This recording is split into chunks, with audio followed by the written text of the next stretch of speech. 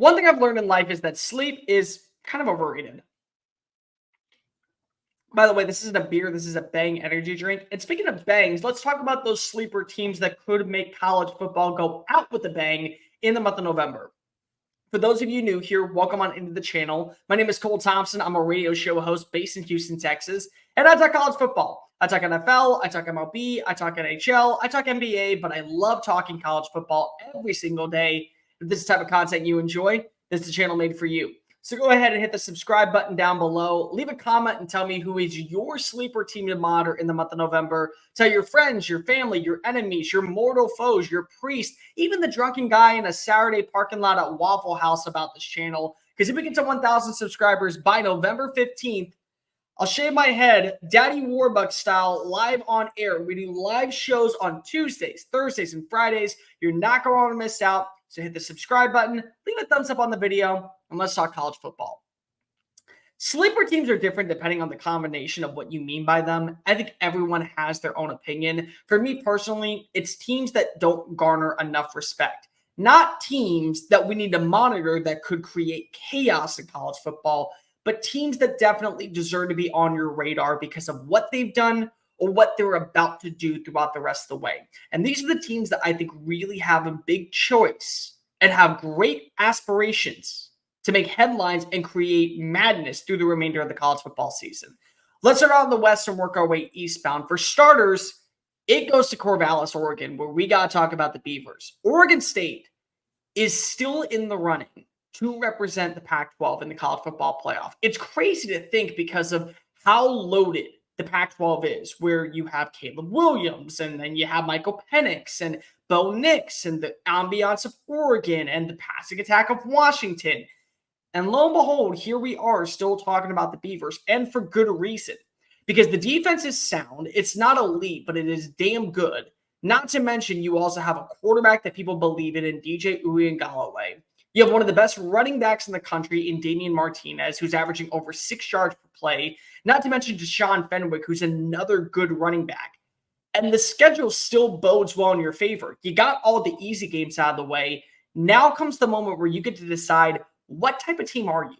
Are you one that's going to be able to beat up on those who you are better than, or one that can give a battle to those who you think you're on the same level as?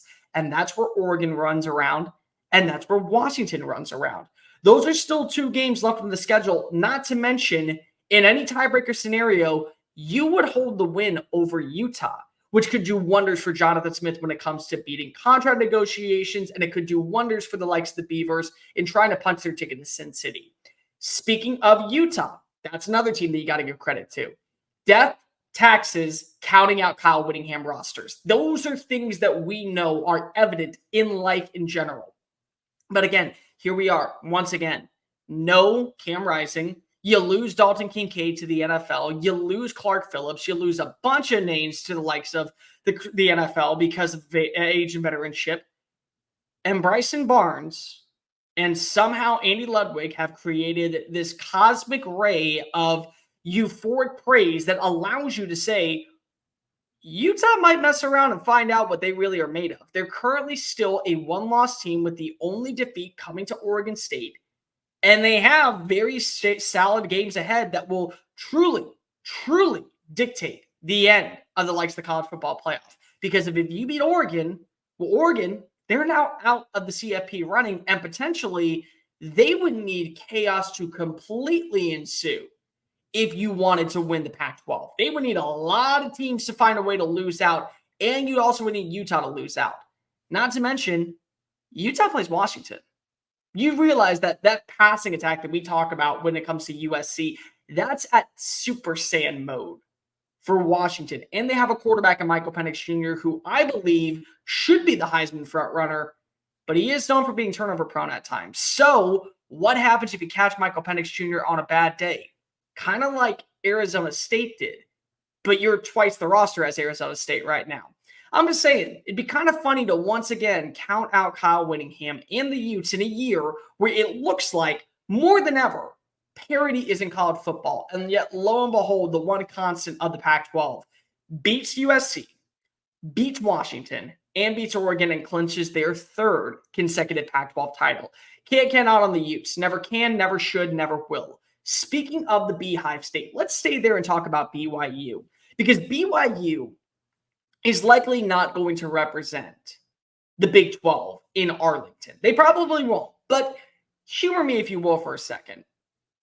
We're really going to count out the Cougars, a team that 2 years ago won 11 games, and the year before that won 10 games, and has always played up to and well above the standard of what is set in Provo underneath Kalani Sitake. We're really going to count out that team, especially today against Texas when they take on Malik Murphy and a non-Quinn Ewers-led roster.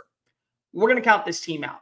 Okay, cool. We count them out. That's fine. But you realize that with Keaton Slovis, a very good run game, a defense that can add pressure. It's not elite by any standards, but it can get in the backfield. Still has matchups against not only West Virginia, but Oklahoma and Oklahoma State.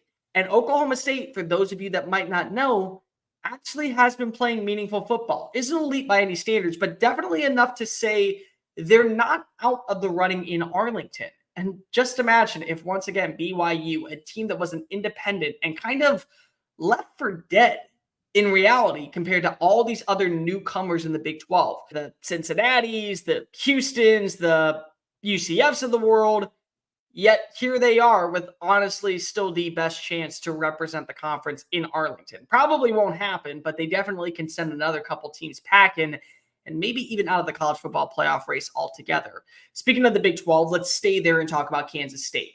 Because here we go once again about Kansas State somehow being a sleeper team. And I don't like talking about them as a sleeper team because last year, I remember saying on my own radio show, do not mess around with Chris Kleiman this year, because if I'm telling you, Kansas State is going to run the table. And then literally in about 5 minutes, everybody said that Kansas State was the hotbed team. And that's cool. Join the bandwagon. I was the leader of it, just giving you a heads up. But still, I tell you right now, the way that this team has played as of late, you can't count them out. You absolutely can't count them out. Because not only are you now getting back a healthy Will Howard, which is wonders, but you still have Avery Johnson. And Avery Johnson has done a lot of the heavy lifting. He played extremely well against Texas Tech. He scored a touchdown against TCU. And so now you have that tandem quarterback combination to where two is better than one, not to mention what you have with Trayshawn Ward in the passing attack. You still play Texas in 2 weeks, and you're not going to have Quinn Ewers out there for that game. So what's that going to be like when you already know how to play at a certain standard and when you can utilize both quarterbacks to your advantage?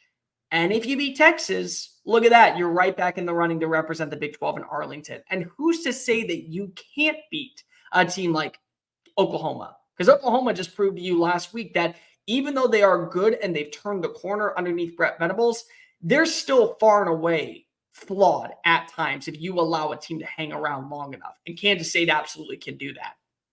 Speaking of which, let's stay close to big, but not Big 12. Let's go Big 10 and talk about Maryland.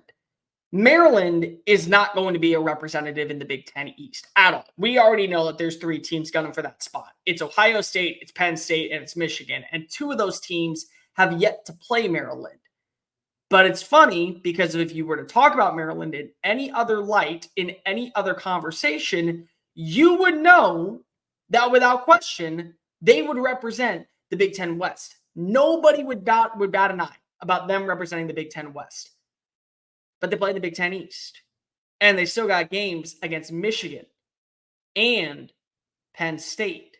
So imagine if one of those teams were to lose to the Terps and how influential that would matter into setting the tone for the rest of the Big 10 East. For Ohio State, they already have the win over Maryland, so they have nothing to worry about in that front. But just imagine if Michigan were to lose that game.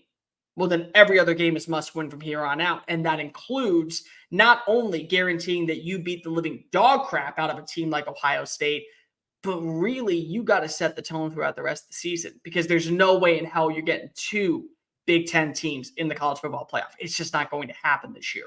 So Maryland does have at least some noise to make. Not enough to be able to represent themselves in Indianapolis, but definitely enough to make sure that somebody is not in the running to go to Indy in the first place. And then let's go ahead and move our way down to the SEC. There's two teams that you need to monitor here. And it'd be very fun for me to say Ole Miss, but Ole Miss only controlled its destiny if one of these two teams can do damage. Let's start off with the first one, Missouri. Missouri's fun. Missouri's just a fun team. And I don't understand why people are running to crap on Missouri because what? Eli Drinkwitz looks like a nerd. He talks like a nerd, but he also acts like a badass when he's on the field on Saturdays. He's got better shoes than anybody out there in college football. I mean, his shoe game is better than mine at home. But still, we don't talk about Missouri enough because it'd be fun if you just mentioned Luther Burden. It'd be fun if you just mentioned Tyrone Hopper. It'd be great if you just mentioned Brady Cook. But how many of you guys are talking about Cody Schrader, the running back that's averaging over 6 yards per carry and has 9 touchdowns on the year? How many of you are talking about Theo Wease, the wide receiver number 2 that opens up those lanes for Luther Burden? And how many of you are talking about this defense that's drastically turned the corner once again in a year where a lot of people thought this was not going to be a season to mention Missouri? Yet, here we are once again. Look at this Missouri team. They've always proven so far in the SEC, they're the team to watch for, not Texas A&M. Missouri actually has meaningful games ahead. Plenty of them, if we're being completely honest here. It's not just they play Georgia in a week. And you know what's really funny about Georgia? They get to play Georgia after they're in a rivalry game. And a lot of people talk about rivalry games as being those matchups of where you just throw the cards out the window. Yeah, you can, but really it's the game after, where all the emotions, all the hype, all the spotlight, and all the intensity is played out on the football field for 3 hours nonstop. And then you have to pick up the pieces. As somebody that graduated from Alabama and has seen it time and time again, I know after LSU, that's the game that you don't want to play. That's a game you don't want to bet. That's a game you don't want to be around. Kind of the same thing when it comes to Missouri this week. And if Missouri wins, well, not only do they have a shot of now hoisting up the SEC East Division title, but they're going to have 2 more promising games, one against Tennessee and one against Florida, both at home, I might also add in. They could do damage and still be in the running for the college football playoff. Don't look now, but the Tigers' CFP hopes are alive and well in Columbia. And speaking of the SEC and Florida, let's talk about those Gators. If Florida somehow wins today over Georgia, it is without question the best one in the SEC.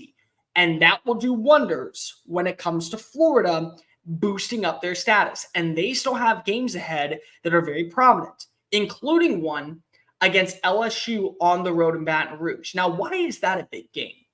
Because if LSU were to beat Alabama next weekend, then this opens up a clear pathway for Ole Miss just to run the table and finally get to Atlanta, something that has never happened before and something that was promised or hoped for when Lane Kiffin signed on the dotted line to go to Oxford.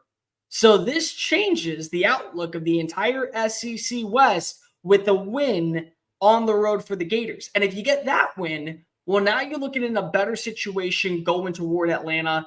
And just to add a little bit more icing on the cake, you play Florida State at the end of the year. Now, imagine if Florida State, undefeated at that time, loses to the Gators. It does wonders for recruiting, but it also changes our persona about the ACC when it comes to ranking our Final Four teams. If you have a 1-loss rosters, is the ACC going to be included in that? You're going to find out pretty soon. And speaking of the ACC, let's stay in the Sunshine State and talk about Miami. Now, Miami's got 2 losses. They lost to Georgia Tech. They lost to North Carolina. So those games out the window. You can't control going to the CFP anymore. But you can still find your way to Charlotte. You got a game coming up against Louisville. Louisville's a 1-loss team. And in the ACC, the beauty of it is that the 2 best teams go.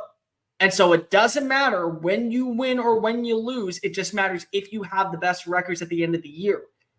If you beat Louisville, you're right back in the running.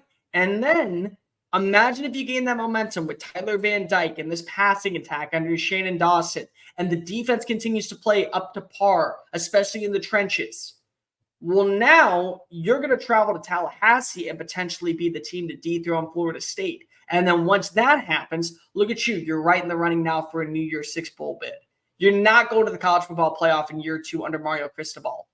But 10 wins, very plausible. Just like 9 wins is plausible. And 9 wins in year 2 of a regime, that's probably the right direction that a lot of people in Coral Gables were planning for when they made the call to Eugene to bring Mario home.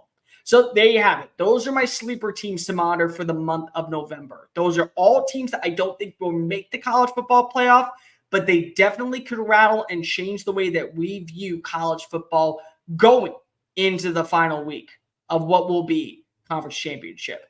Oregon State, Utah, BYU, Kansas State, Missouri, Maryland, Florida, Miami. One of those 8 teams will probably do damage enough to keep one of your contenders out of the CFP when all is said and done.